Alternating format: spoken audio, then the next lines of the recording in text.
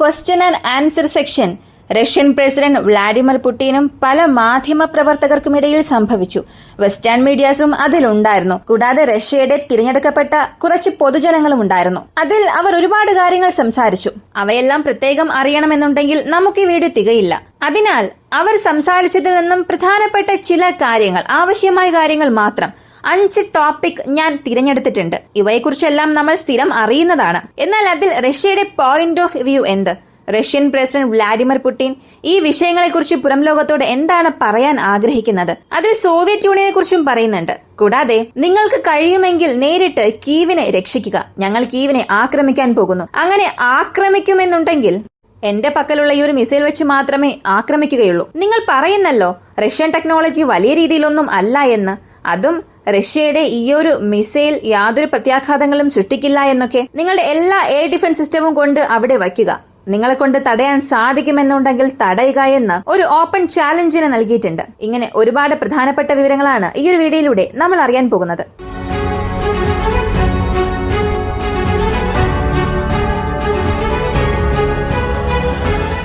Russian president Vladimir പുടിന്റെ ഈ Q&A section റഷ്യക്കാർ എത്രത്തോളമാണ് ഉറ്റുനോക്കുന്നത്, അതിലും അധികമായി വെസ്റ്റേൺ കൺട്രീസും പാശ്ചാത്യ രാജ്യങ്ങളുടെ പല മാധ്യമങ്ങളും ഉറ്റുനോക്കുന്നുണ്ട്. പ്രധാനമായും BBC, CNN, New York times, Washington post, ഇങ്ങനെ പല മാധ്യമങ്ങളും ഇതിനെ വലിയ രീതിയിൽ ശ്രദ്ധിക്കാൻ തുടങ്ങി. ഇതിലൂടെ തന്നെ മനസ്സിലാക്കാൻ സാധിക്കും റഷ്യ ഒഴികെയുള്ള ഒരു ലോക രാഷ്ട്രീയം ഇപ്പോൾ ലോകത്തിൽ ഇല്ല. ഈ മീറ്റിംഗിൽ അവർ എന്താണ് സംസാരിച്ചത്? 4-5 മണിക്കൂർ വരെയും ഒരു വലിയ സംഭവമായി തന്നെ ആ ഒരു Q&A സെക്ഷൻ നടന്നു. തുടക്കത്തിൽ സിറിയ, അടുത്തത് ബ്രിക്സ്, അടുത്തത് റഷ്യ ഉക്രൈൻ യുദ്ധം, അതിനുശേഷം റഷ്യയുടെ സാങ്കേതിക വികസനം, പിന്നീട് റഷ്യയുടെ സാമ്പത്തിക വ്യവസ്ഥ, പിന്നീടാണ് മൾട്ടിപോളർ ബോൾട്ട് എന്ന കോൺസെപ്റ്റ്, അമേരിക്കയുടെ റിലേഷൻഷിപ്പ്, ഇവയെല്ലാം വരുന്നുണ്ട്. ആദ്യത്തേത് സിറിയ. ഈ സിറിയയെ കുറിച്ച് പറയുമ്പോൾ തന്നെ ആദ്യം വരുന്ന ഒരു ചിന്ത, റഷ്യ സിറിയ വിട്ട് പുറത്തേക്ക് വന്നു. അവർക്ക് 2 ബേസ് അവിടെയുണ്ട്. കെമിം എയർ ബേസ് ഉണ്ട്, ടോട്ടസ് നേവൽ ബേസ് ഉണ്ട്.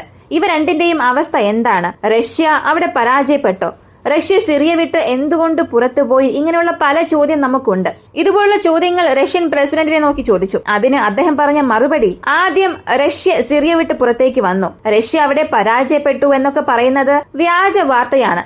ഞങ്ങൾ സിറിയയ്ക്കുള്ളിൽ പോയതിന്റെ പ്രധാനപ്പെട്ട കാരണം തന്നെ ISIS, അൽഖ്വയ്ദ പോലുള്ള സംഘടനകളുടെ വളർച്ച സിറിയയ്ക്കുള്ളിൽ അധികമായിരുന്നു. ഗവൺമെന്റ് ഫോഴ്സസിന് സപ്പോർട്ടായി പോവുക, അതിനപ്പുറം സിറിയയ്ക്കുള്ളിൽ സിറിയൻ ഗവൺമെന്റിനെ സപ്പോർട്ട് ചെയ്ത് പോയി. പക്ഷെ അതിനുമപ്പുറം സിറിയയ്ക്കുള്ളിൽ ഇങ്ങനെയുള്ള സംഘടനകൾ വേരൂർന്ന് വളരുക ഒരിക്കലും അംഗീകരിക്കാൻ കഴിയാത്ത കാര്യമാണ്. തീവ്രവാദം കാരണം ഒരു രാജ്യം ഒരുപാട് ബാധിക്കപ്പെടുന്നു എന്നുണ്ടെങ്കിൽ അതിൽ നമുക്ക് ആദ്യം സിറിയയെ പറയാം. ഈ ഒരു കാരണം കൊണ്ടാണ് സർക്കാരിനെ പിന്തുണച്ച് ഞങ്ങൾ അവിടെ പോയത്. എന്നാൽ ഇപ്പോ ആ ഒരു അവസ്ഥ മുഴുവനായും മാറി. സിറിയയിൽ മറ്റു പല സംഘടനകൾ ഇപ്പോൾ ഭരിക്കാൻ തുടങ്ങി.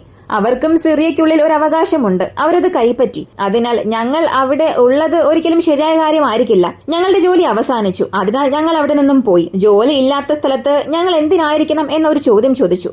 മാത്രമല്ല ആ ഒരു ബേസിന്റെ ഭാവി അത് റഷ്യൻ കൺട്രോളിലായിരിക്കുമോ, അല്ലെങ്കിൽ അതിന്റെ ഭാവിയെക്കുറിച്ച് ചോദിച്ച ചോദ്യത്തിനെല്ലാം അദ്ദേഹം പറഞ്ഞത്, ഇപ്പോഴും HDSൽ നിന്നോ സിറിയയുടെ പുതിയ റൂളിംഗ് പാർട്ടിയിൽ നിന്നോ ഒരു കൺഫർമേഷൻ ലഭിച്ചിട്ടില്ല. ഞങ്ങളുടെ പാർഷ്യൽ വിഡ്രോവൽ അവിടെ ചെയ്തിട്ടില്ല. വിഡ്രോവൽ എന്ന വാക്ക് തന്നെ അവിടെ ഉപയോഗിച്ചിട്ടില്ല. ഞങ്ങളുടെ റെഗുലർ റൊട്ടേഷൻസ് അവിടെ പതിയെ കുറച്ചിട്ടുണ്ട്. അടുത്ത ഘട്ടം തീരുമാനമെടുക്കേണ്ടത് സിറിയയാണ്. അവരെന്ത് തീരുമാനിച്ചാലും ഞങ്ങൾ അതിനെ പിന്തുണയ്ക്കും. സിറിയൻ ജനങ്ങൾക്ക് സമാധാനം നൽകുന്നതിന് ഞങ്ങൾ എപ്പോഴും കൂടെയുണ്ടാകുമെന്ന് അദ്ദേഹത്തിന്റെ അഭിപ്രായം പറഞ്ഞു. ഇതിൽ നന്നായി തോന്നിയ ഒരു കാര്യം, ഇദ്ദേഹം അവിടെ തോറ്റു പിൻവാങ്ങി, പരാജയപ്പെട്ടു. എന്ത് വേണമെങ്കിലും ആയിക്കോട്ടെ, ഒരു രാജ്യത്തിൽ തനിക്കായിട്ടുള്ള ജോലി ഇല്ല, അല്ലെങ്കിൽ തങ്ങൾ അവിടെ പോയി ജോലി അവസാനിച്ചു എന്നുണ്ടെങ്കിൽ അങ്ങനെ പുറത്തേക്ക് വരണം. മറ്റു രാജ്യങ്ങളെ പോലെ പിന്നെയും കടിച്ചു തൂങ്ങിക്കിടക്കരുത്. അടുത്ത സിറിയയുടെ യുദ്ധം. ഇപ്പോഴുണ്ടായ ആഭ്യന്തര യുദ്ധത്തിൽ കൂടുതലായും നേട്ടം കിട്ടിയത് ഇസ്രായേലിനാണ്. ഏകദേശം 980 ചതുരശ്ര കിലോമീറ്റർ വരെയും അവർ പിടിച്ചെടുത്തു. ഇതിൽ സിറിയയിലുണ്ടായ ഭരണമാറ്റം ഇസ്രായേലിന് അനുകൂലമായി അവസാനിച്ചിട്ടുണ്ട് എന്ന സിറിയയുടെ നിലപാടിനെ കുറിച്ചും സംസാരിച്ചു. അടുത്ത് അമേരിക്ക റഷ്യ ബന്ധം. അമേരിക്ക റഷ്യ ബന്ധത്തെ സംബന്ധിച്ച് ഇപ്പോൾ പ്രസിഡന്റായി തിരഞ്ഞെടുക്കപ്പെട്ടിരിക്കുന്ന ഡൊണാൾഡ് ട്രംപിനോട് ഞാൻ എപ്പോ വേണമെങ്കിലും സംസാരിക്കാൻ തയ്യാറാണ്. ഈ 2 രാജ്യങ്ങളുടെ നല്ലൊരു ബന്ധം നീട്ടിക്കൊണ്ടുപോകുവാനും ഈ 2 രാജ്യങ്ങൾക്കുമിടയിൽ സമാധാനം കൊണ്ടുവരാനും എന്ത് തീരുമാനമെടുത്താലും ഞാൻ അതിൽ ഉറച്ചു നിൽക്കും. റഷ്യയെ ആരെല്ലാമാണോ ശത്രുക്കളായി കാണുന്നത് അവർ മാത്രമാണ് ഞങ്ങൾക്ക് ശത്രുക്കൾ. ആരെല്ലാമാണോ റഷ്യയെ സുഹൃത്തുക്കളായി കാണുന്നത്, റഷ്യയുമായി നല്ല രീതിയിൽ പോണം എന്ന് ആഗ്രഹിക്കുന്നത്, അവരെല്ലാം ഞങ്ങളുടെ സുഹൃത്തുക്കളാണ് എന്നും അദ്ദേഹം പറഞ്ഞു. അതുപോലെ NBC റിപ്പോർട്ടർ ഇദ്ദേഹത്തോട് ഒരു കാര്യം ചോദിച്ചു. റഷ്യയ്ക്കുള്ളിൽ പത്രമാധ്യമങ്ങൾക്കൊന്നും സ്വാതന്ത്ര്യമില്ലല്ലോ, ഫ്രീ ആയി അവർക്ക് പ്രവർത്തിക്കാൻ കഴിയുന്നില്ലല്ലോ, സെൻസാർ ചെയ്യുന്നു എന്നുള്ള ഒരുപാട് കുറ്റാരോപണങ്ങളുണ്ട്. ഇതിന് നിങ്ങൾ എന്താണ് മറുപടി പറയുന്നത് എന്ന് ചോദിച്ചു. അതിന് ആ മാധ്യമ പ്രവർത്തനോട് തന്നെ പുടിൻ ചോദ്യം ചോദിക്കാൻ തുടങ്ങി. നിങ്ങൾ വെസ്റ്റേൺ ബേസ്ഡ് മീഡിയാസ് ആണ്, എന്നാൽ അമേരിക്കൻ ബേസ്ഡ് കൺട്രീസ് അല്ലെങ്കിൽ റഷ്യൻ ഓറിയന്റഡ് കൺട്രീസിലും നിങ്ങൾക്കായിട്ടുള്ള റെസ്ട്രിക്ഷൻസ് ഉണ്ട്. അവിടെ നൽകുന്ന റെസ്ട്രിക്ഷൻസ് പോലെ റഷ്യക്കുള്ളിൽ നിങ്ങൾക്ക് എന്തെങ്കിലും തടസ്സം ഉണ്ടായോ എന്ന് ചോദിച്ചു. അങ്ങനെ ചോദിച്ചതിന് ഇല്ല, ഞങ്ങൾ അവിടെ ഫ്രീ ആണ് എന്ന് ആ പത്രപ്രവർത്തകൻ ഒരു മറുപടി പറഞ്ഞു. അപ്പോ വളരെ ലളിതമായി തന്നെ ചോദ്യം ചോദിച്ച വ്യക്തിയിൽ നിന്ന് തന്നെ മറുപടിയും ലഭിച്ചിട്ടുണ്ട്. റഷ്യയിൽ സെൻസർഷിപ്പ് എല്ലാം ഉണ്ട്. റഷ്യ ഈ മാധ്യമങ്ങൾക്കായിട്ടുള്ള ഒരു സ്വർഗം എന്നൊന്നും പറയുന്നില്ല. എല്ലാ രാജ്യങ്ങൾക്കും ഈ സെൻസറൊക്കെ ഉണ്ടാകും. എന്നാൽ ഈ വെസ്റ്റേൺ കൺട്രീസ് ഫേസ് ചെയ്യുന്ന പ്രശ്നങ്ങളെക്കാളും റഷ്യയ്ക്കുള്ളിൽ ഫേസ് ചെയ്യുന്നത് വളരെ കുറവാണ്, പ്രധാനമായും മിഡിൽ ഈസ്റ്റ് ഇഷ്യൂസിനെ സംബന്ധിച്ച്. അപ്പോ അമേരിക്ക റഷ്യ ബന്ധത്തെക്കുറിച്ച് സംസാരിച്ചു. അടുത്ത സമ്പദ് വ്യവസ്ഥയെ സംബന്ധിച്ച് കഴിഞ്ഞ 3 വർഷത്തിൽ, പ്രത്യേകിച്ച് റഷ്യ ഉക്രൈൻ യുദ്ധം ആരംഭിച്ചതിനു ശേഷം മൊത്തത്തിലുള്ള സാമ്പത്തിക വളർച്ച അമേരിക്കയിൽ 3.8 മുതൽ 5.2% വരെയും ഫ്ലക്ച്വേറ്റ് ആകാൻ തുടങ്ങിയിട്ടുണ്ട്. അടുത്ത് റഷ്യയെ സംബന്ധിച്ച് 5.4 മുതൽ 6.3% വരെയും എക്കണോമി വളരാൻ തുടങ്ങിയിട്ടുണ്ട്.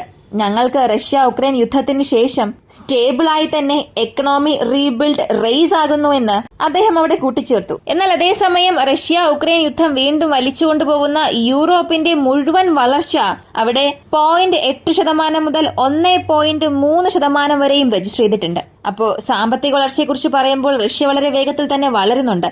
ഞങ്ങളുടെ വളർച്ചയ്ക്ക് കാരണം റഷ്യൻ ജനങ്ങളുടെ ഐക്യമാണ്. അവർ വിചാരിക്കുന്നത് കൊണ്ട് മാത്രമാണ് അവർക്ക് ഈ ദേശസ്നേഹം വന്നത്. അവർ ഇത്രത്തോളം പിന്തുണയ്ക്കുന്നത് കൊണ്ട് മാത്രമാണ് ഞങ്ങൾ ഇത്രത്തോളം വേഗത്തിൽ വളരാനും കാരണമെന്ന് സംസാരിച്ചു. അടുത്ത ബ്രിക്സിനെ കുറിച്ച് സംസാരിച്ചു. ബ്രിക്സിനും റഷ്യയ്ക്കും ഇടയിൽ ഒരുപാട് ബ്രിക്സ് രാജ്യങ്ങൾക്കിടയിൽ ഒരുപാട് സമാനതകളുണ്ട്, എന്നാൽ ഒരുപാട് പ്രശ്നങ്ങളും ഉണ്ട്. എന്നാൽ ബ്രിക്സ് പ്ലസ് ആയി മാറാൻ പോവുകയാണ്. വീണ്ടും പല രാജ്യങ്ങൾ അകത്തേക്ക് ചേരാൻ പോകുന്നു. അമേരിക്കയെ സംബന്ധിച്ച് ബ്രിക്സിനെ ഡോളർ നശിപ്പിക്കാനായി ഉയർന്നു വന്ന ഒരു സംഘടനയായാണ് കാണുന്നത്. ഇവിടെ ഞങ്ങൾ ആരുടെ കറൻസിയെയും ഡിവാല്യൂ ചെയ്യാൻ പോകുന്നില്ല, അല്ലെങ്കിൽ ആരുടെ കറൻസിയുടെ വിപണി മൂല്യത്തെയും കുറയ്ക്കാൻ പോകുന്നില്ല. ഞങ്ങൾക്ക് ആവശ്യം ഞങ്ങളുടെ കറൻസിക്ക് അനുയോജ്യമായ മൂല്യം നൽകണം. ഡോളർ മാത്രം വെച്ചുകൊണ്ട് ഇവിടെ രാഷ്ട്രീയം ചെയ്യാൻ പാടില്ല.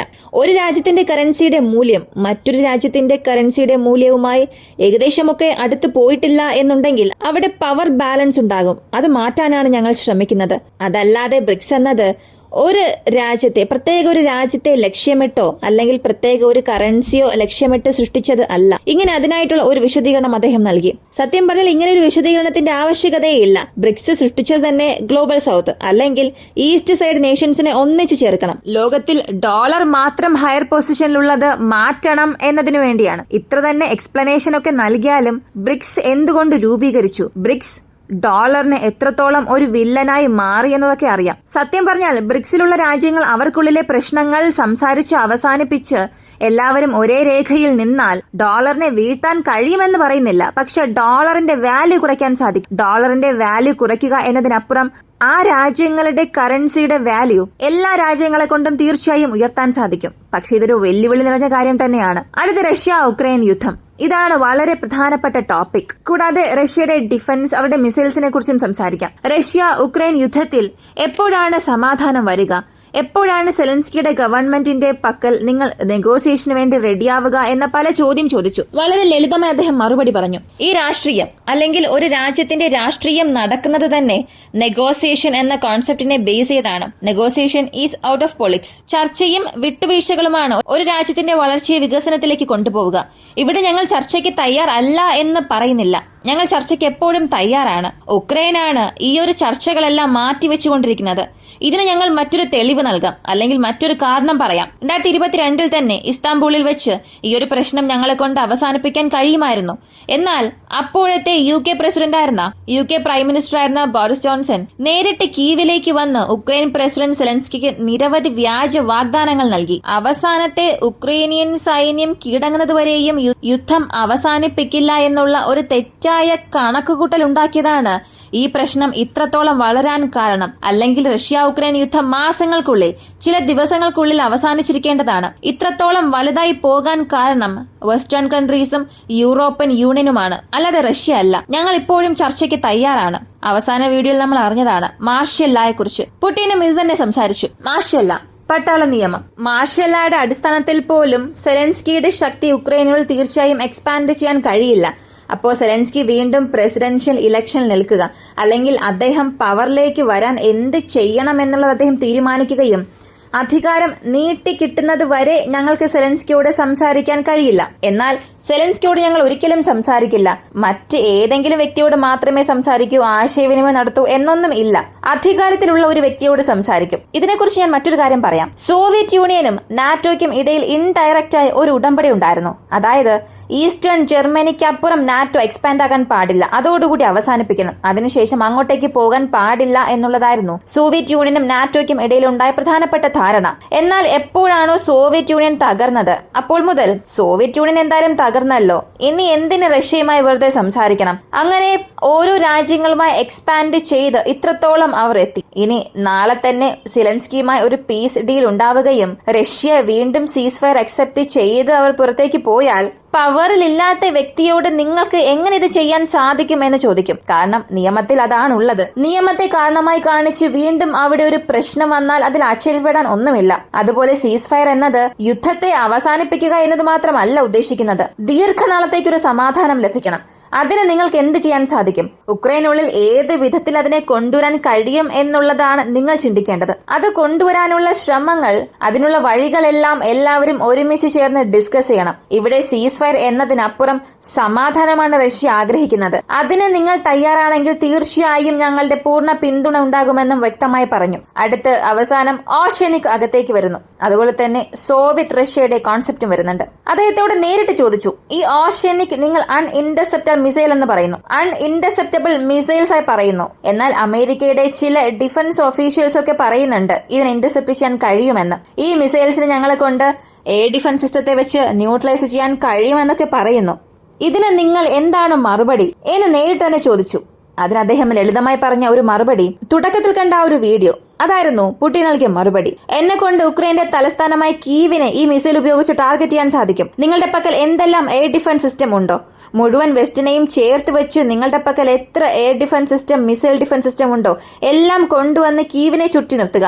ഏതെങ്കിലും ഒരു എയർ ഡിഫൻസ് സിസ്റ്റത്തെ കൊണ്ടെങ്കിലും ഇതിനെ ഇന്റർസെപ്റ്റ് ചെയ്യാൻ കഴിയുമോ എന്ന് ശ്രമിക്കുക. അങ്ങനെ ഇന്റർസെപ്റ്റ് ചെയ്യാൻ കഴിയും എന്ന് നിങ്ങൾ ചിന്തിച്ചാൽ ഇവിടെ ഞാൻ പറയാനൊന്നും തന്നെ ഇല്ല. വെസ്റ്റേൺ എഞ്ചിനീയേഴ്സും വെസ്റ്റേൺ മിസൈൽ മാനുഫാക്ചറേഴ്സും ഒരു കാര്യം മനസ്സിലാക്കണം. ഓർഷനിക് നിങ്ങൾ ചിന്തിക്കുന്നത് പോലെ സാധാരണ ഒരു മിസൈൽ അല്ല. ഹൈപ്പർസോണിക് ടെക്നോളജി അല്ലെങ്കിൽ ഹൈപ്പർസോണിക് സാങ്കേതിക വിദ്യയെ അടുത്ത ഘട്ടത്തിലേക്ക് കൊണ്ടുപോകുന്ന ഒരു മിസൈലാണ്. ലോകത്തിൽ നിലവിലുള്ള ഏതൊരു ഡിഫൻസ് സിസ്റ്റത്തെ കൊണ്ടും ഇതിനെ ഇന്റർസെപ്റ്റ് ചെയ്യാൻ സാധിക്കില്ല. മാത്രവുമല്ല, ഈ ഓർഷനിക്കിന്റെ മിസൈൽ പ്രൊഡക്ഷന് കാരണം തന്നെ അമേരിക്ക ഇന്റർമീഡിയം റേഞ്ചുള്ള ബാലിസ്റ്റിക് മിസൈൽസ് ട്രീറ്റിയിൽ നിന്നും ചില കുഴപ്പങ്ങൾ ഉണ്ടാക്കി പുറത്തുപോയതാണ്. അതുകൊണ്ടാണ് ഞങ്ങൾ ഒരു നിർബന്ധത്തിന് കീഴിൽ ഇങ്ങനെ ഒരു മിസൈൽ ഉൽപ്പാദിപ്പിക്കേണ്ട അവസ്ഥയിൽ വന്നത്. നേരിട്ട് എന്റെ ഉത്തരവിൻ കീഴിലാണ് ഇത് നിർമ്മിച്ചത്. അപ്പോ ഓർഷനിക് എന്ന മിസൈൽ തീർച്ചയായും ആരെ കൊണ്ടും തടയാൻ കഴിയില്ല. ആവശ്യമാണെങ്കിൽ നിങ്ങൾക്ക് തന്നെ ടെസ്റ്റ് ചെയ്ത് നോക്കാമെന്ന് കളിയാക്കി ഒരു മറുപടി പറഞ്ഞു. അതുപോലെ തന്നെ കേഴ്സ്ക് പ്രദേശത്തെ സംബന്ധിച്ച് ഓരോ ദിവസവും 100 മീറ്റർ, 200 മീറ്റർ, 1 കിലോമീറ്റർ, 2 കിലോമീറ്റർ ഇങ്ങനെ ഞങ്ങളുടെ സൈന്യം മുന്നേറി പോകുന്നുണ്ട്. ഇതുവരെയും ഏകദേശം നോക്കിയാൽ 1000-ലധികം നാറ്റോ ഇൻഫാൻട്രി ഫൈറ്റിംഗ് വെഹിക്കിൾസും നാറ്റോയുടെ എക്യുപ്മെന്റ്സും കേഴ്സ്കിനുള്ളിൽ വെച്ച് തന്നെ നശിപ്പിച്ചിട്ടുണ്ട്. ഓരോ ദിവസവും കേഴ്സ്കിൽ ഞങ്ങളുടെ സൈന്യം ഉക്രൈനെ പിന്നിലേക്ക് കൊണ്ടുപോവുകയാണ്. ഈസ്റ്റേൺ ഫ്രണ്ടിൽ, പ്രധാനമായും ഡോൺബോസ് റീജിയണിൽ സ്ക്വയർ കിലോമീറ്റേഴ്സോളം, ഒരു ദിവസം 30 സ്ക്വയർ കിലോമീറ്റർ ഇങ്ങനെ റഷ്യൻ സൈന്യം ഡോൺബോസ് റീജിയണിൽ മാത്രം പിടിച്ചെടുക്കുകയാണ്. നാറ്റോ കണക്കനുസരിച്ച് അവർ ജയിക്കുകയാണെങ്കിൽ ഞങ്ങൾ ഇതെല്ലാം ചെയ്യണം, അല്ലെങ്കിൽ ഞങ്ങളുടെ സൈന്യം ഇതെല്ലാം ചെയ്യണം എന്നുള്ള ആവശ്യമേ ഇല്ലല്ലോ. ഇങ്ങനെ ഒരു ഔട്ട്പുട്ട് ഞങ്ങളെ കൊണ്ട് കാണിക്കാനും കഴിയില്ലല്ലോ എന്ന് അവിടെ നടക്കുന്ന യഥാർത്ഥ കാര്യത്തെക്കുറിച്ച് അദ്ദേഹം എക്സ്പ്ലെയിൻ ചെയ്തു. അവസാനമായി ഒരു കാര്യം പറഞ്ഞ് അവസാനിപ്പിച്ചു. റഷ്യയുടെ പഴയ രൂപം അല്ലെങ്കിൽ റഷ്യയുടെ വേൾഡ് പവർ എല്ലാം ഗെയിൻ ചെയ്യണമെന്നുണ്ടെങ്കിൽ ഇന്ന് ഞങ്ങളുടെ പക്കൽ അതിനായിട്ടുള്ള എല്ലാ കഴിവും ഉണ്ട്. ഞങ്ങൾ വിചാരിക്കുകയാണെങ്കിൽ സോവിയറ്റ് റഷ്യയുടെ ഓരോ പ്രദേശങ്ങളെയും ഞങ്ങളെ കൊണ്ട് വീണ്ടെടുക്കാൻ സാധിക്കും. പക്ഷെ ഞങ്ങൾ അത് ഇഷ്ടപ്പെടുന്നില്ല. ഞങ്ങൾ അങ്ങനെ ഇഷ്ടപ്പെടുന്നത് പോലുള്ള ഒരു നിർബന്ധത്തിലേക്ക് നിങ്ങൾ ഞങ്ങളെ തള്ളിയിടരുത്. തീർച്ചയായും ഇന്നത്തെ സാഹചര്യത്തിൽ റഷ്യ വിചാരിക്കുകയാണെങ്കിൽ ഇതെല്ലാം ചെയ്യാൻ കഴിയുമെന്ന് പറഞ്ഞുകൊണ്ട് ആ ഒരു സെക്ഷൻ അവസാനിപ്പിച്ചു. ഇവയൊക്കെയാണ് അതിൽ സംസാരിച്ച പ്രധാനപ്പെട്ട കാര്യം. ഇതിലൊരുപാട് പ്രൊപ്പഗണ്ട അല്ലെങ്കിൽ ഒരുപാട് അവരുടെ സൈഡിലുള്ള പവറിനെ കുറിച്ച് മാത്രം പറഞ്ഞ ചില കാര്യങ്ങളുണ്ട്. ഓഷ്യാനിക് മിസൈൽസിനെ സംബന്ധിച്ച് അതിനെ ഇന്റർസെപ്റ്റ് ചെയ്യാൻ കഴിയില്ല എന്നല്ല, അതിനുള്ള സാധ്യതകൾ കുറവാണ്. അതിനെക്കുറിച്ചുള്ള ഒരു വിശദമായ വീഡിയോ നമ്മൾ മുൻപ് തന്നെ അറിഞ്ഞതാണ്. പ്രാക്ടിക്കലായി എന്തൊക്കെ സിനാരിയോസ് ആണ് അതിലുള്ളത് എന്ന്. അതിനുമപ്പുറം അതിൽ ഒരുപാട് കാര്യങ്ങൾ ഇമോഷണലായി കണക്റ്റായി എന്ന് മാത്രമല്ല, ആ ബാറ്റിൽ ഗ്രൗണ്ടിൽ നടക്കുന്ന യാഥാർത്ഥ്യവുമായി തന്നെ മാച്ചായി സംസാരിച്ചിട്ടുണ്ട്. പ്രധാനമായും കേർസ്കിൽ ഉക്രൈൻ ഉണ്ടായ തിരിച്ചടി, ഈസ്റ്റേൺ ഫ്രണ്ടിൽ ഡോൺബോസിൽ ഉക്രൈൻ ഉണ്ടായ പ്രശ്നം, ഉക്രൈന്റെ എയർ ഡിഫൻസ് സിസ്റ്റത്തിന്റെ പ്രശ്നം, ഇവയെല്ലാം ഏകദേശം റിയാലിറ്റിയുമായി മാച്ച് ആകുന്നത് പോലെയാണ് പുടിൻ സംസാരിച്ചത്. ഈ ഒരു വീഡിയോയെ കുറിച്ചുള്ള നിങ്ങളുടെ അഭിപ്രായം കമന്റിൽ പറയുക. വീഡിയോ ഇഷ്ടമായാൽ ലൈക്ക് ചെയ്യുക, ഷെയർ ചെയ്യുക. നമ്മുടെ ചാനൽ ആദ്യമായി കാണുന്നവരാണെങ്കിൽ മറക്കാതെ സബ്സ്ക്രൈബ് ചെയ്ത് സപ്പോർട്ട് ചെയ്യുക. മറ്റൊരു വീഡിയോയുമായി വീണ്ടും കാണാം.